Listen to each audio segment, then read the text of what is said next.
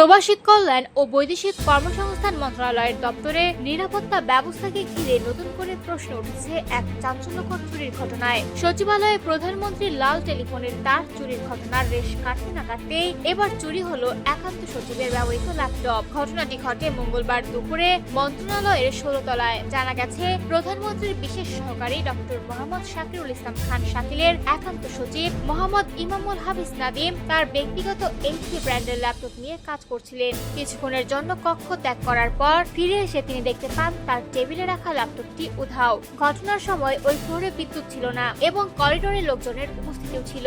এরপর দ্রুত তল্লাশি চালানো হলেও ল্যাপটপটির কোনো খোঁজ মেলেনি। পরে সিসিটিভি ফুটেজ বিশ্লেষণে দেখা যায়, খয়েরি রঙের শার্ট ও ধূসর প্যান্ট পরা প্রায় 45 থেকে 50 বছর বয়সী এক ব্যক্তি একটি কালো ব্যাগ নিয়ে দপ্তর থেকে বের হচ্ছেন। ধারণা করা হচ্ছে ওই ব্যাগেই ল্যাপটপটি ছিল।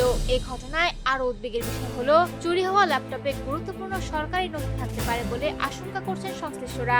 একই তলায় একাধিক গুরুত্বপূর্ণ দপ্তর থাকায় নিরাপত্তা ব্যবস্থা নিয়েও উঠেছে প্রশ্ন।